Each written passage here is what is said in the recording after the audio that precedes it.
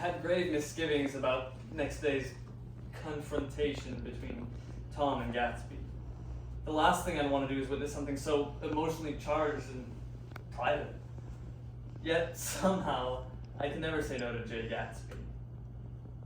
Jordan can't either. It must be his powerful will and commanding personality. He's a natural leader, and we just follow along. Well, I'll just keep my mouth shut and watch his back, I guess. What else does a friend do in such a situation? It will be awkward. In fact, the awkwardness began as soon as we split ourselves up into the two cars needed to travel into the city.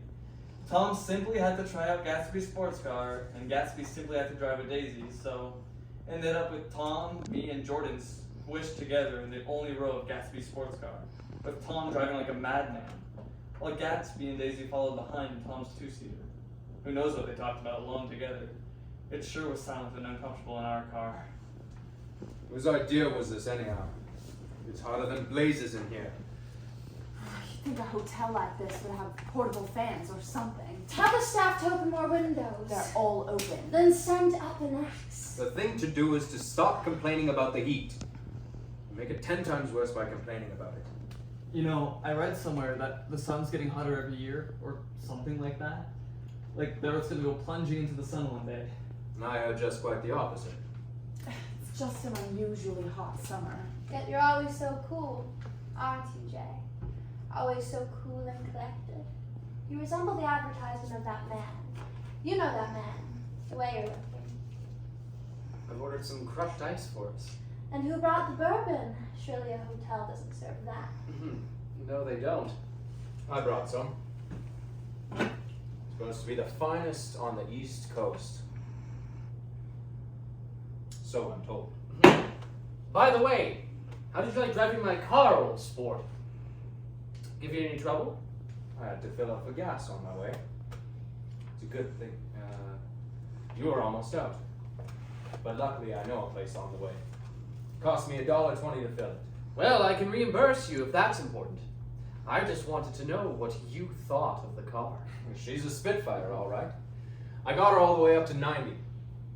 What did you think about driving my car with my wife? That'll be the crushed ice. I'll get it. I'll pay the tip too.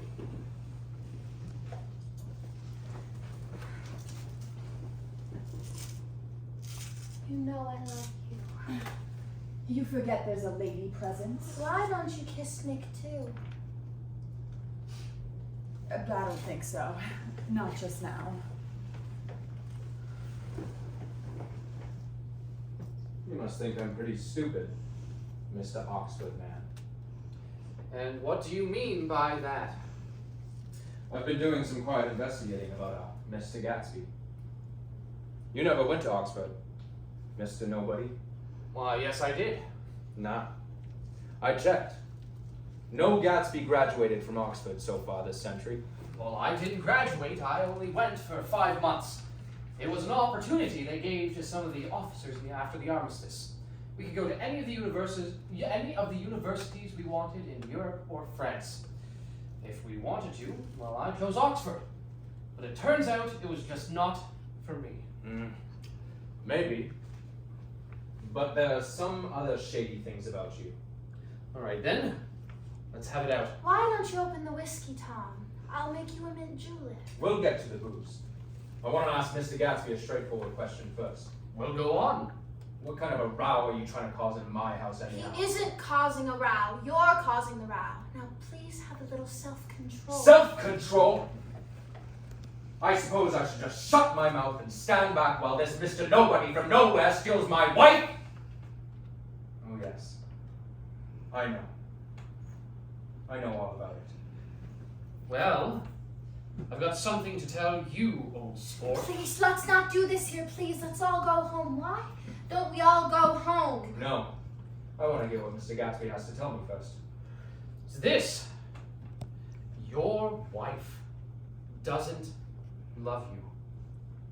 She loves me. You're crazy! She never loved you, did you hear? She only married you because I was poor and off overseas, and she was tired of waiting for me. It was a terrible mistake on her part. You know, in her heart, she never loved anyone except for me. That's just a flat-out lie. Daisy loves me. Daisy loved me when she married me, and she loves me now. No. Oh, yes, she does. The trouble is, she gets some foolish ideas. Sometimes she gets some foolish ideas in her head, and she doesn't know what she's doing. What's more, I love Daisy too. Once in a while, I go off on a spree, maybe. But I always come back. And in my heart, I love her all the same. You're revolting. What about your spree right now? Oh yes, I'm not as foolish as you may think. Daisy, that's all over now. As of today. None of this matters anymore. Just tell him the truth. That you never loved him. You only loved me. And all of this will be over. Forever. I only love you. You never loved him. I never loved him. Out in Hawaii? On a honeymoon? No. Not even when I picked you up and carried you from the punch bowl all the way upstairs. So your feet didn't get wet. Daisy?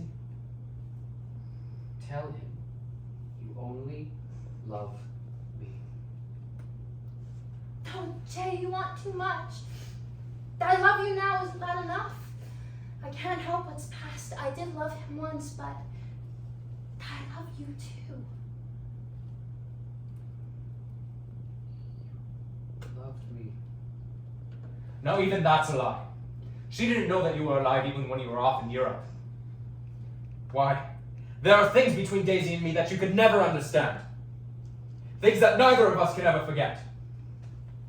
We have a child together, Daisy. Can you forget about her? That little trusting soul who thinks the world of her mommy? I promise that I'm going to take better care of you from now on.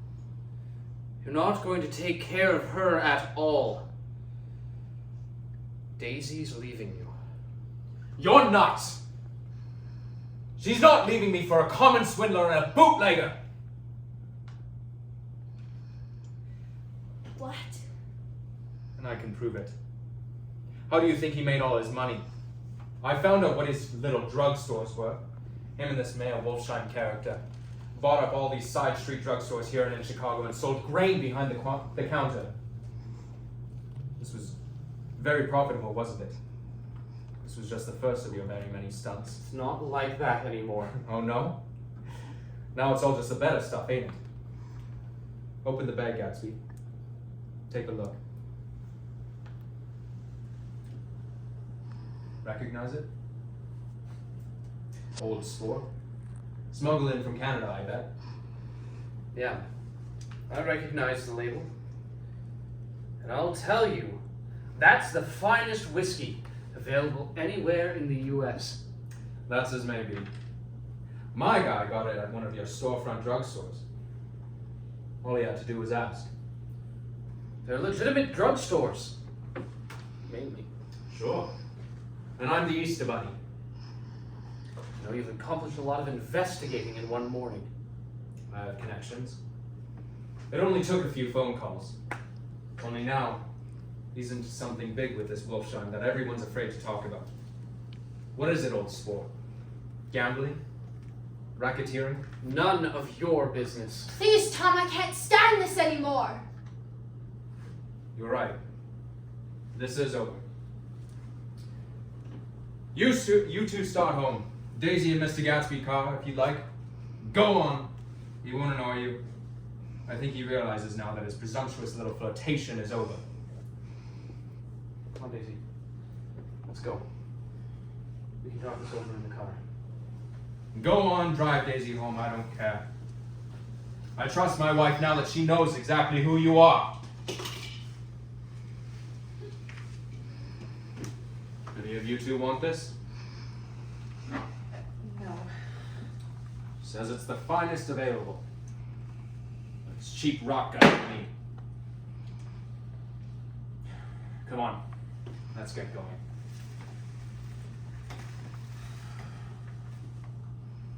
Nick? I just remembered that today's my birthday. I'm 30 years old. Wait, how are the three of us gonna fit in your car, Tom? Well, you get the rumble seat, birthday boy.